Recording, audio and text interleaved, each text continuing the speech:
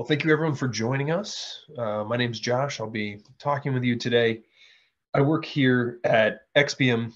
I'm a personal development coach, as well as a team building consultant, a safe Scrum Master, and a Myers-Briggs facilitator, as well as a game master, which is kind of an interesting tool I use for team building.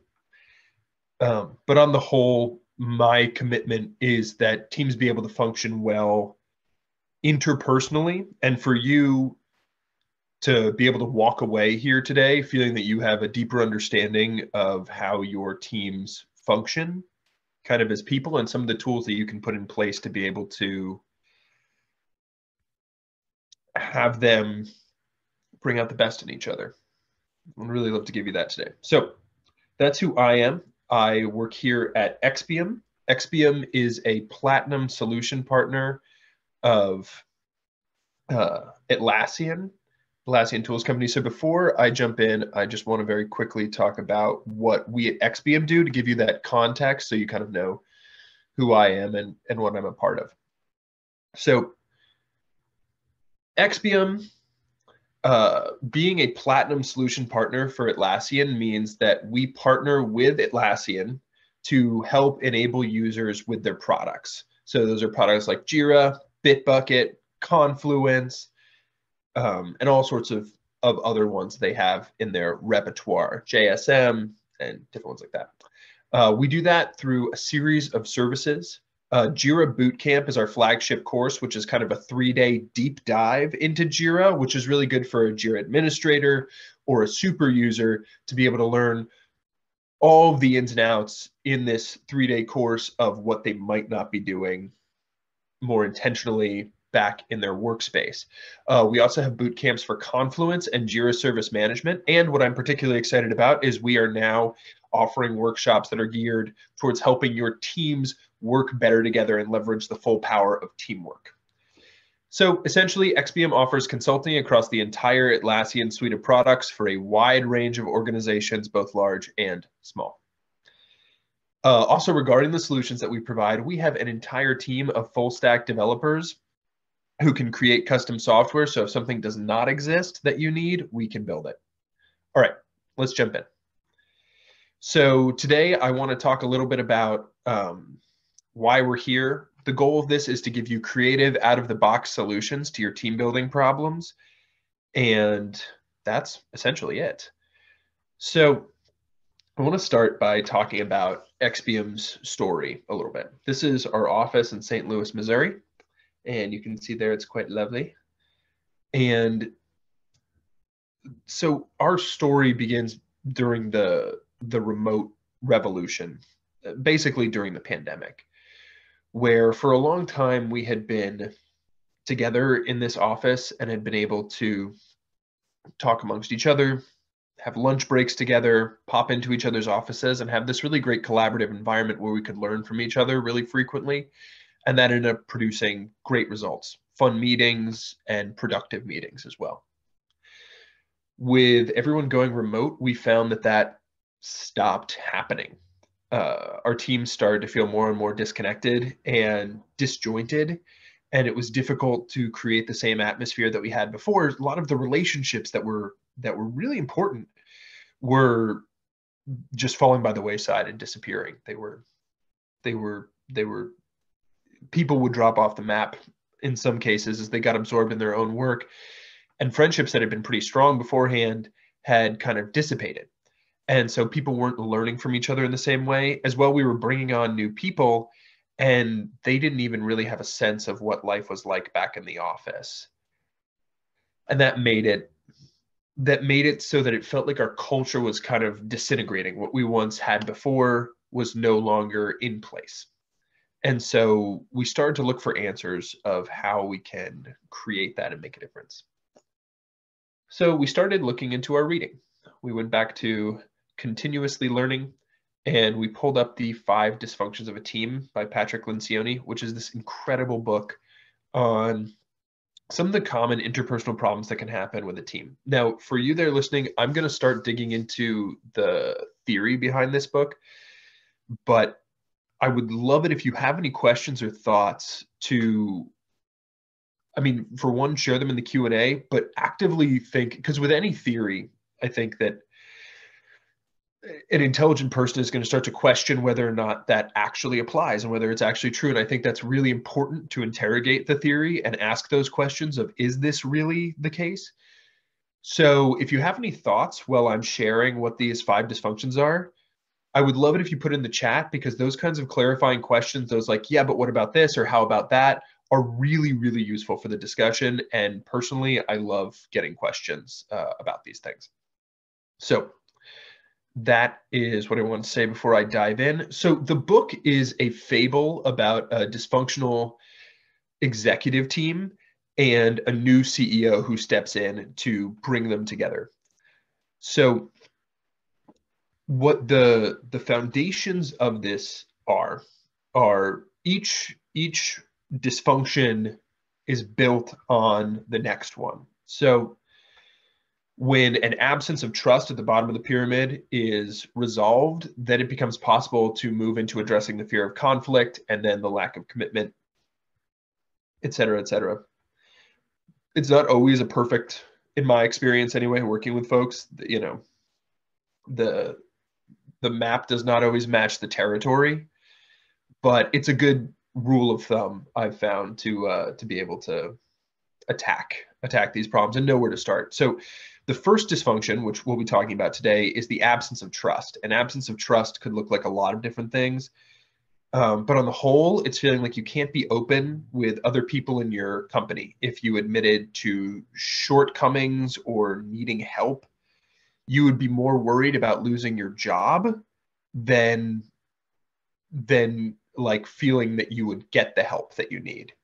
There's this feeling of like, I can't be open with my colleagues because X, Y, and Z. So an absence of trust often looks like that, and it can underpin, it can be pretty much bad for everything else, because then you're not getting people's honest opinions.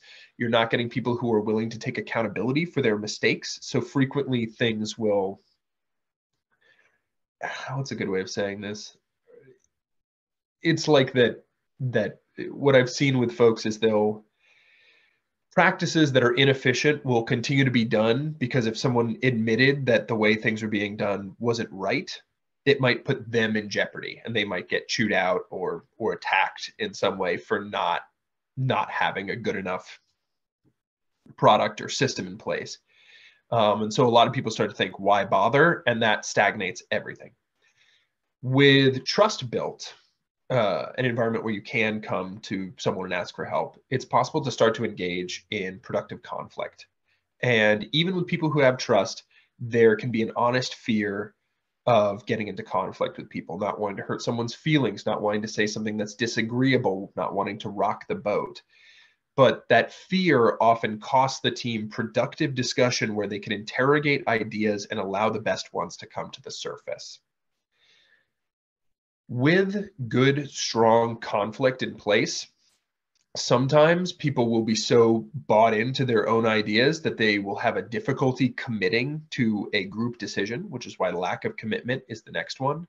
After a team learns to engage in productive conflict, it's also really important that they be able to align on whatever is ultimately decided, that everyone, once their voices are heard, that they're willing to jump in and take action. In line, in step with the team. Commitment has a lot to do with rowing in the same direction, which I'm sure you've experienced at certain points, knowing what it feels like to be on a team that is rowing in the same direction and one that is not. Avoidance of accountability tends to come with confronting others when they have fallen short of a commitment, and being able to do that in a productive way. It can feel like an attack to do that to someone, especially someone where there is a strong trust or a good relationship built. But the avoidance of accountability means that the team can't hit the standards that it wants to. And lastly, having an attention to results is really key, because knowing that you are actually, by the books, by the metrics, hitting your numbers versus just feeling like you're doing a great job. Attention to results is all about, what are the actual numbers we said we wanted to hit, and are we hitting them? And then looking for the breakdown. So those are but the absence of trust at the bottom is the key problem that leads to the other 4 dysfunctions. And I want to read you a quote from the book, just because I think it's a really, really fun one that might spur you to check it out. This is one of the tools that I would highly recommend in terms of anyone who's listening to this and just wants a broad overview of the different possible things that could be going wrong interpersonally on a team. This is an excellent piece of work. And it's also very engaging to read because it's written as a short story, as a piece of fiction, and it's really well written. It's quite engaging. So as I said, it's about a dysfunctional CEO team, or a dysfunctional executive team, and a CEO who steps in to put them in their place, put them back in line, and teach them like how to do things well. So I wanted to read you this quote from the book, which is what Catherine, the new CEO, says as she's stepping onto the team. They're having their first company offsite, and pretty much everyone's feeling really uncomfortable and like they don't want to be there. She says, "We have a more experienced and talented executive team than any of our competitors. We have more cash than they do. Thanks to Martin and his team, we have better core technology, and we have a more powerful board of directors. Yet in spite of all of that, we are behind 2 of our competitors in terms of both revenue and customer growth. Can anyone here tell me why that is?" Silence.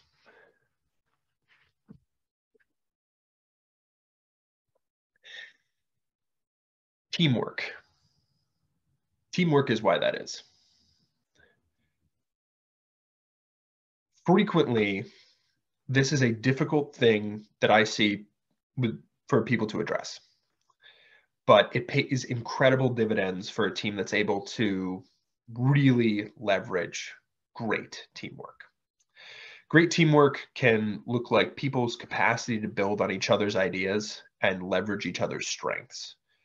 I often see when teams can appreciate that they are better together, that they catch each other's blind spots, and that certain people just have these natural gifts. And when a team can recognize what those gifts are and let them shine, that's huge. For example, one team that I work with, we have an incredible kind of detail-oriented consultant, and she is, or she's a creative, but she's incredible at noticing all of these little pieces and then easily gets overwhelmed or doesn't see the big picture. And another one of her teammates is very good at seeing the big picture and being able to put the work that she's doing into perspective and communicate that with clients. And for a while, they were not, that was a difficulty for them. They didn't really understand that they complemented each other. And so there was a lot of conflict, as one thought they focused too much on one thing, the other thought they focused too much on the other. But over time, and with the realization that those things can be leveraged together, I saw these 2 start to really appreciate what, like, the gifts that they had to offer each other. And thus they could be more productive in their own spaces, knowing that they could sort of hand off the reins to the other one. And that was incredibly helpful. So filling in for each other's weaknesses is really key there. I think that people are going to be able to fill in for each other's weaknesses when they can when someone can actively admit that they have that, and then the team can come together to help the person in the area where they're not as strong. Not to say they can't do it. This is not necessarily a measure of competency, but certain people we found have natural aptitudes in different areas, and being able to play to that individual strengths is generally a sign of a really good team. So people can also end up doing the work that they love and operate in their zone of genius, which is that we're all drawn to different areas or pursuits, whether that be creative or financial. And when we operate in those areas, there's a certain clarity that comes. And putting people in that zone of genius is something that we here at Expium strive to do as much as possible. Another thing is when a team is all working together towards something and they feel aligned, they start to feel a purpose that is greater than themselves. And that group alignment can be incredibly motivating and moving for a team. And lastly, if they have any initiatives that they want to do that certain team members want to accomplish, they know that they can take a risk and try and do those initiatives, and they will have the support and resources of the company and their team behind them. That is huge, and big things can happen when we do that. All right, I want to talk a little bit about a lack of trust. So in order to get all of those benefits and results of having a team that can operate with teamwork, there are some things that do need to be addressed. And a lack of trust is the first. I want to tell a quick story about two consultants. So we have a senior consultant and a junior consultant. They're preparing to work with a new client. The junior consultant is being trained by the senior consultant. And as they're going through it, the senior one is doling out all the work that the junior one needs to do and dividing it up as best they can. They both agree and they head off and go do the work. Meanwhile, in the intervening time, the junior consultant is feeling overwhelmed and unsure of how to accomplish a lot of these tasks, but is afraid to ask for help. The senior consultant is busy on other projects and generally very busy and difficult to get a hold of, maybe not interested necessarily in training the junior consultant. Time comes around for the work to be done, and the junior one says that they don't have it. This is infuriating for the senior consultant, probably because it makes them anxious to think of all the things that could go wrong. If we don't get this on a certain time, then what's the client going to think of us? We're not going to be reliable anymore. They start to feel anxious. This anxiety spirals into negative feelings and could come out in a couple of different ways. Maybe the senior consultant confronts the junior one and brings it up with anger and frustration and says, "Why did you not get this done? How do you not know what you're doing?" That is going to be pretty destructive for the two of them. Or it's possible that they may just never say anything about it and they would withdraw and trust the other person less, probably without any explanation as to why. This then puts a rift between the two of them that can be very hard to mend and take a long time of kind of rebuilding that trust. What this comes down to, from my perspective, is unspoken expectations. The junior consultant doesn't know that which pieces of work are absolutely critical and might not have even known that the senior consultant would get anxious or upset if it wasn't done at a particular time. That's one thing. Another is a lack of good mentorship.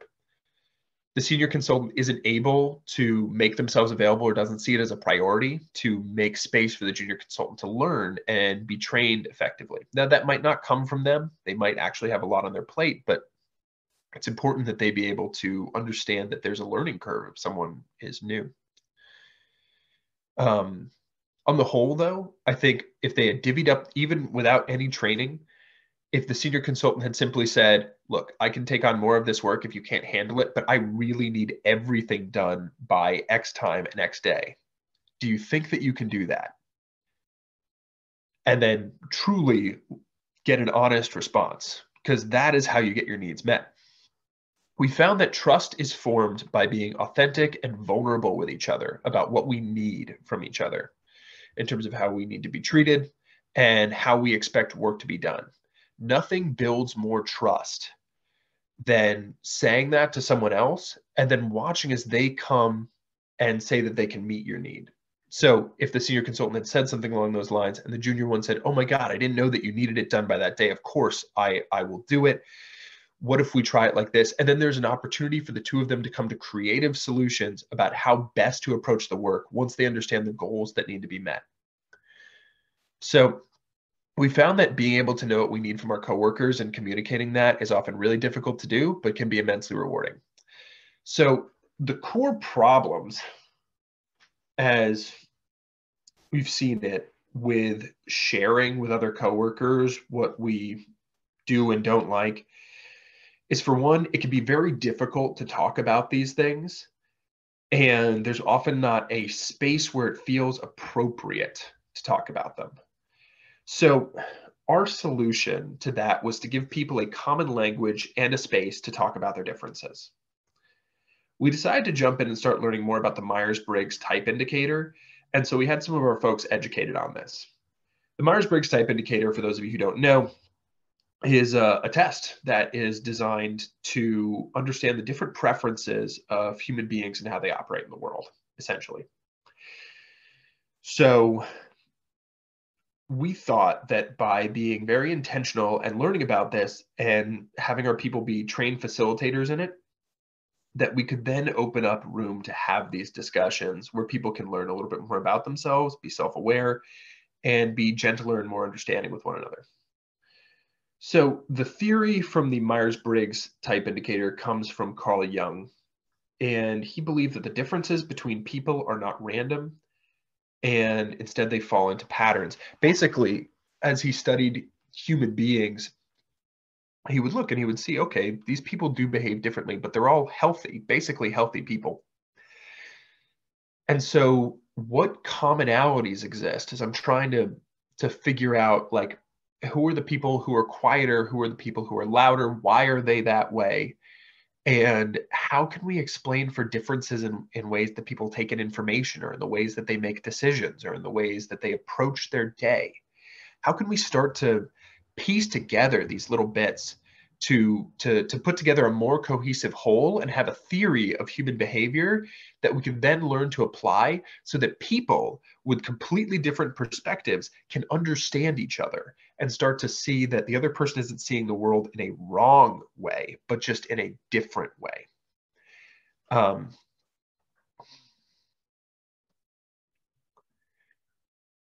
So that was Carl Jung's theory, and it was eventually adopted by two women during World War II, Myers and Briggs.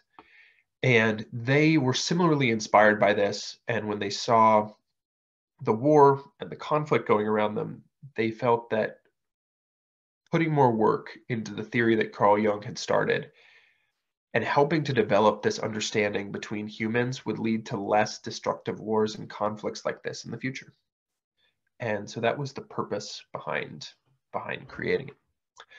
So these are the 8 different distinctions that exist in it. And oh my God, there are. This is not an exam that measures percentages. That's like you're 60% extroverted and 40% introverted. It's that would be called a trait-based exam. That's meant to like measure how much of these buckets you fall into. The Myers-Briggs on the whole is just meant to determine which of these two do you prefer, and it's binary. You either prefer one or prefer the other. And it could be like writing with your right hand versus your left hand. Like you can write with your left hand, but you don't prefer to do that. You prefer to do it with your right hand, essentially. And so as you go through the process, you're meant to be sorted into one of these buckets, either extroverted or introverted, sensing or intuition, thinking or feeling, judging or perceiving. And then you get a result that would be something like extroversion for the first one, and intuition for the second one, and thinking for the third one, and judging for the fourth one. And then that would be your type, extrovert, like, it would go like that. And I think a lot of people are familiar. This is probably the most popular personality exam in the world. And what I want to say about this, and what we found is really interesting about it, is that a lot of us, if we have interacted with the exam, will usually take a test and then see what our results say, and then go, oh yeah, that sounds like me, and then move on with our lives. That is not an effective way to use this tool. What we do is we get a team together, we put them all in the same room, and then we go through each different distinction, what it means to be introverted, to be intuitive, etc., as defined by this system. And then we ask the team to talk about it, to reflect, to share, to say which one it feels like suits them better. And this process of discussion and self-discovery is the most incredible part of the whole picture. Because for one, you get light bulb moments where people feel like, oh my God, that's me. That really describes me. Two, you get this wonderful self-acceptance as people start to realize that no one preference is better than the other. Nothing is better or worse. They're all just different. It then also becomes easier to communicate our needs as it's sort of publicly understood that this is your preference style. This is what you prefer. This is, by the way, not to say that everyone can't do all of these. I mean, everyone is capable of introversion, self-reflection, and extroversion, like communication, talking, and being out here with other people. It's just people tend to prefer one over the other. With all of these, there are some people who find they're kind of in the split, in the middle. That also happens. But for the most part, people will tend to prefer either extroversion or introversion or, any of these different distinctions. And by doing that, our strengths become very clear to each other. And how best to work with each other starts to kind of emerge naturally, and a team can start to really refine its own team dynamic as understanding is built between the different team members, and also with kind of a collective framework, kind of an impersonal framework to talk about it. It becomes much easier to own our shortcomings and our faults. And by doing that, we build trust. That is showing vulnerability to one another and saying, hey, this is something I don't do very well. And to be met in an environment like this where the other person is not going to judge you, they're not going to attack you for it, they're going to accept you for those things. And that is really a big deal in terms of building that foundation of trust. Because trust, at the end of the day, is knowing that I can be vulnerable with you and it's going to be okay.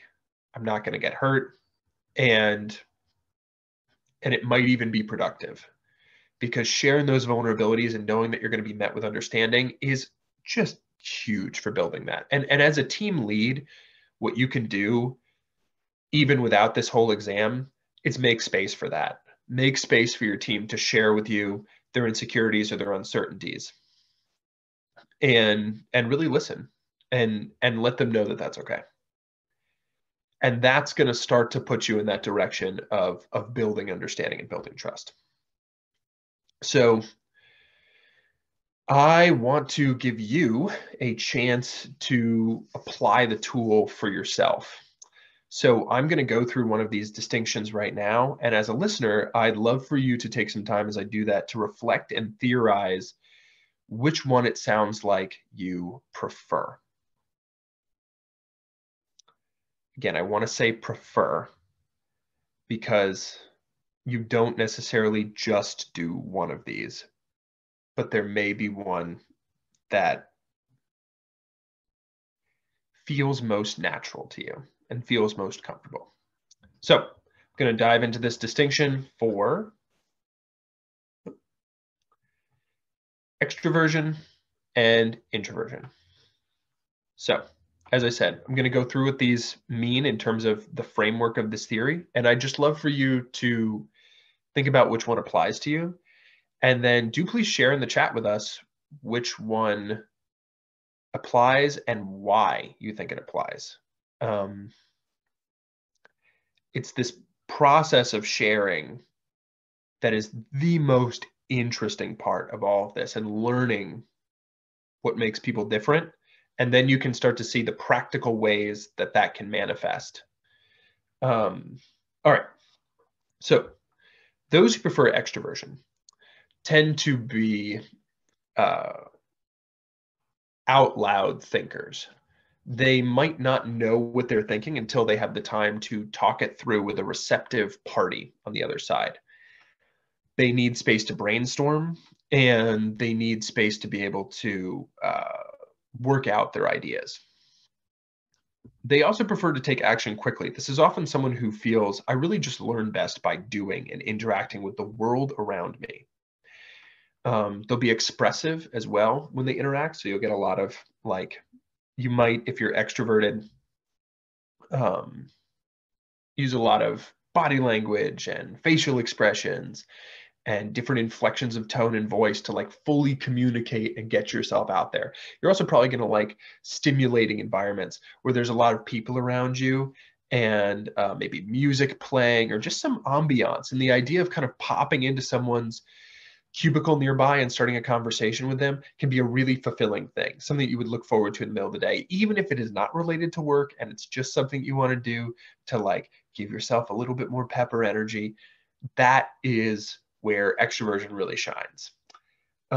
You gain energy from having those interactions. It feels good. A good meeting should be stimulating and carry you through like 2 or 3 hours of work afterwards, maybe more, because you've had this awesome stimulating conversation.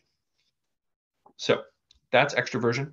Introversion, on the other hand, tends to be people who have this very, let's say, very strong inner world that their space of reflection and kind of inner knowing is very clear and something which they can go through and start to, like, when they're piecing together different ideas or they're piecing together new thoughts, they have a lot of room there to be able to bounce off and reflect and understand those ideas. That's why here you can see that most of the arrows are just, if you can think of this as like consciousness in a sense. But most of the arrows are contained in this kind of inner world as they're sort of reflecting and refining their ideas. And so when an introvert talks, it tends to be something that has been very well considered and thought out. There's a profundity because they have really put the thought and reflection space into what it is that they want to say and what they want to communicate. And so because of that, it takes some energy to be able to take this inner world and translate it into conversation, which is why you'll tend to see folks who are more reserved as introverts. They won't show expression as easily as an extrovert will. They'll be more contained, and they might be quietly reflecting and thinking through in an entire conversation without necessarily showing that they're doing a lot. This can be tough on an extrovert who really wants to know that the other person is engaged and might be unsure because naturally they would be, if they were considering ideas, would be talking it through. This can create problems for the introvert, though, of not being heard. So these well-considered ideas might get passed over by more boisterous folks around them. And one of the great things I love to see on a team is when they sort of honor their introverts and make space at the end of every topic of discussion to specifically check in on them and make sure that their opinions are heard and considered before moving forward. That can be incredibly validating and trust building on both sides of the equation. Yeah, and that is it. Because the inner world is so rich, there's a lot of energy that they can draw from it, and it's a preferred place to be. It's like when I'm here and I have the space to reflect like this, then I'm going to be at my best going forward, is often like a statement that you'll hear from someone who prefers introversion. This is not to say that someone who prefers extroversion does not reflect. I'm sure at the end of an exhausting day that an extrovert would want to have some time to catch their breath, to have a cup of tea, to have some time alone, to let all the stimulation like settle. But too much prolonged time like that for an extrovert becomes draining and sort of muddled. Their inner world is not as clear as it is for an introvert. And it can become sort of draining. So that's what I wanted to say. I hope anyone who's listening will share in the chat which one you prefer more and why. I think that is incredibly interesting to see. So let's move on. Hold on. All right. I wanted to talk about our last tool that we've been using in order to build trust and team building, and that's been tabletop role-playing games. So you can see there's kind of these two folks sitting around a table here. They're rolling dice, which is an important part of the game, opposite each other. And you can see there's a couple people here on Zoom, little space guys, who are all hanging out. There's like a map that they're all sharing together. this little space guy over here is kind of ducking out. He's like, I don't know about this. And tabletop role-playing games are a board game, but they're not really like most board games that people would think of. We jokingly call these things battles in boardrooms because it's based on something called Dungeons and Dragons, which is the most popular version of one of these games. We don't necessarily play Dungeons and Dragons, although we do something a little similar. And let's actually talk about some famous people who play as well. So this is actually a pretty prolific game out there in the world. And what makes it successful and why these people enjoy it, also why you see a lot of actors enjoying this, is because it is a storytelling game. So we've got like Felicia Day, Stephen Colbert, Vin Diesel, Kevin Smith, The Rock, actors who love telling stories. And then, Stephen, why am I forgetting his last name? Stephen King, who's a writer. So there's this, it's a storytelling game. And the basic structure is, oh my, I forgot that we had this slide. Okay, I'm going to come back to this. The basic structure is that one person leads and tells a story, while the other participants each play a single character in that story. So this person's job is to kind of narrate the world to bring a setting to life. And then each one of these people will play like a main character. And each team member gets to invent an individual character that's kind of all their own, that they get to play, and they can make it personal, and that's really fun. And then the game is essentially kind of a call and response where the narrator will set up a situation, and then the team members will determine how they act in that situation. Like, for example, you're in a dark room, and there's a single candle on the far side of the room. And you sit huddled in the corner, and from beyond the door, you can hear the footsteps of something approaching, and it grabs onto the doorknob and rattles it. What do you do? And then it would be up to the team members then to describe what action they want to take next. Either like someone might say, I just want to stay here and wait and see if it goes away. And if the team member said that, then the narrator would go, okay, you do that.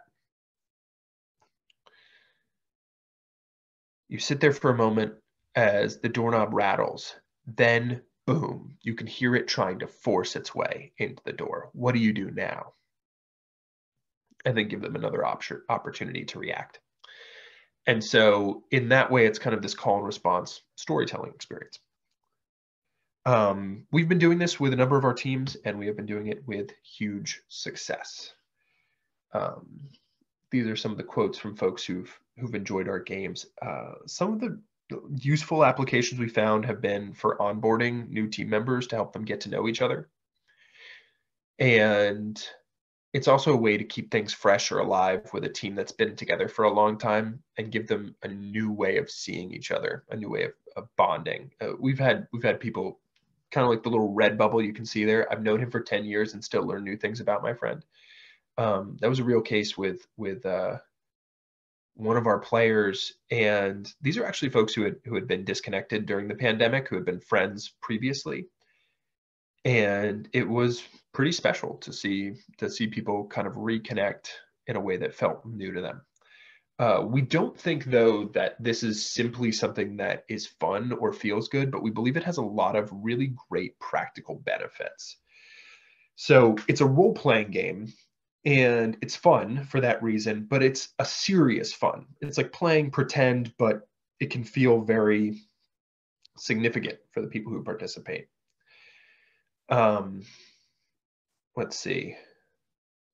Because it has that level of realism and investment, it can feel real. The circumstances are imaginary, but the feeling of a high stakes adventure can be very potent, which can lead to moments of laughter. It can lead to moments of tension. It can lead to moments of sadness. It's like watching a good movie. You sort of become invested in this story, and then get taken along the journey with it. And you get to make the decisions of what the character does. And that's very empowering and also a little scary sometimes because you can make bad decisions. Things can go poorly. And so we found that that level of kind of seriousness and investment in it is what has let it be a pretty strong space to practice interpersonal skills. It's like a low stakes place to practice interpersonal dynamics, to practice trust building, certainly, but also to practice things like conflict and commitment and accountability. Literally all of those things that we saw in the 5 dysfunctions can be done in a simulated environment here. It's not, when I say simulated, this is not virtual outside of the fact that we're doing it over Zoom often. You're not in the metaverse. The whole thing takes place in the imagination of the participants and the stories that they tell and the characters that they portray. And the imagination is an incredibly potent organ in the human body. It is profound how real something can feel for someone, even when it's not actually happening there in the room. And we find examples of this all over. We find examples of this with anxiety, where we worry about a situation that is not happening right now, but that we're worried is going to happen. And it often produces a very strong physical reaction. Similarly, if we're excited about a vacation that we're going on, that's our imagination actively coming in and shaping our experience in some way. And that can have a really profound effect on us. It can be motivating, it can be exciting. Anyway, imagination has a lot to do with perception in human psychology. And so it's a really great thing to work with here and to kind of massage and play with and see what people pretend. So as you can see, there's lots of great benefits, including learning how to yes and people,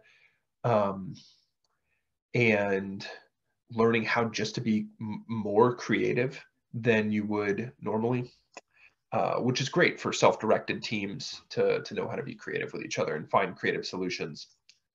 So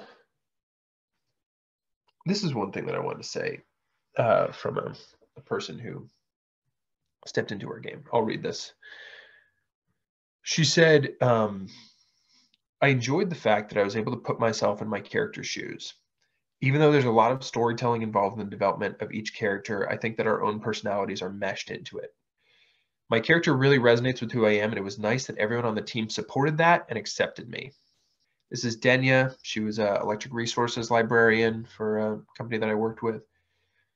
And I think this image here that goes with it kind of says a lot of it, that the character is often a portrayal of who we are. And when we create that and we're accepted as that, and people see it, it can be a nice way to feel seen and heard by the team, but in a way that's sort of one step removed from actually needing to be vulnerable in some way. It's a way we can sort of sidestep a lot of that initial self-consciousness of not wanting to share too much. So, yeah. The point is that they can often, through their character, learn lessons in a safe space where there are consequences that follow their actions, but they aren't real. People aren't going to really lose their lives and jobs like they would taking risks in the business world. But we can learn that sometimes it is safe to take risks and collectively get better at doing that. And when they do fail, because they're going to fail, they can then start to learn how to move forward and embrace failure and see it as a place to practice and have fun. So that is what I think some of the awesome stuff is about this. It has plenty of other uses, but in terms of trust building, I think that the key aspect is being able to be seen and also being able to play with each other. If you feel safe, if you feel enough psychological safety to play with another person, then you're well on your way towards building trust. You don't feel that you're going to be judged, etc. All right, I just wanted to talk about this. If you did want to schedule one of these, how it actually works if you wanted to do that. So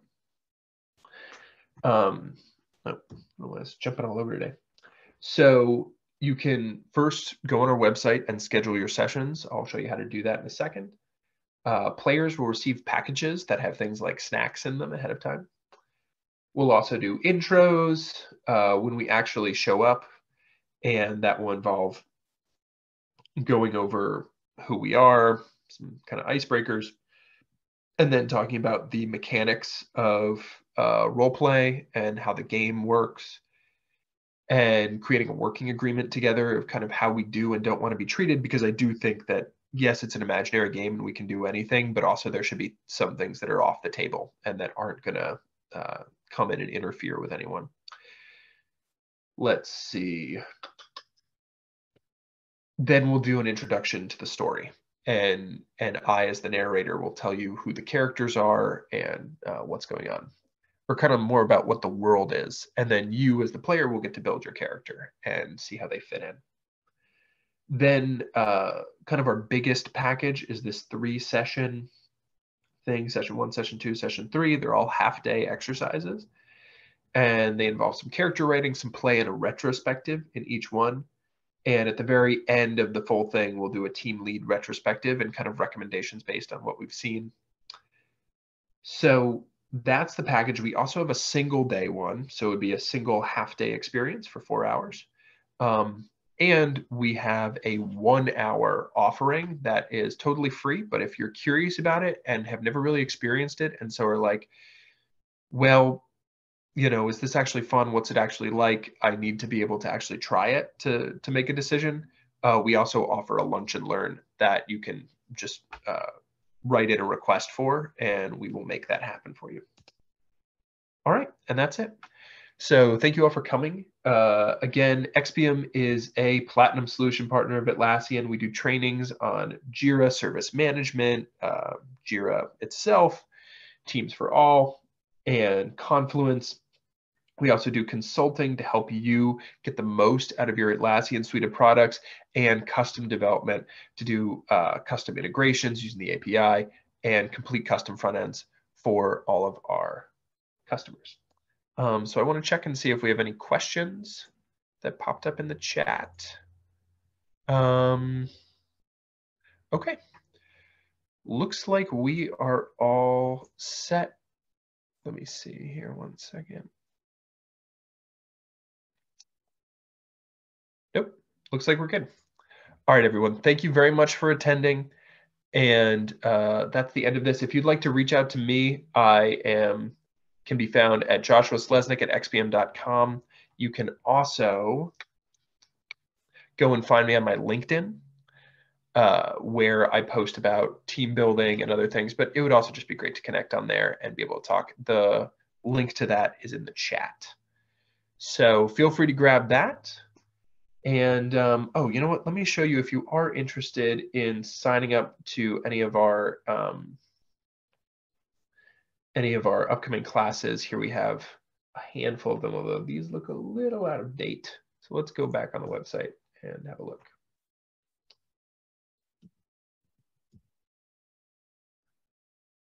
All right. So this is the Expium website. If you want to register for a class, you go to training here at the top. All of these blue classes are free. Introduction to Confluence, Jira Align, team building tools and strategies, etc. These ones in green here are paid classes, boot camps, and Agile Foundations as well. Anyway, to see our upcoming events that you can register for, you can find them here at the bottom of the page. And if you would like to submit for a lunch and learn opportunity with your team, just go to the very bottom of the screen, fill out your name, organization, and email, and then in the message include that you'd like to set one of those up. And with that, we are all set. Thank you all for attending, and we hope to see you at future events. Have a great day.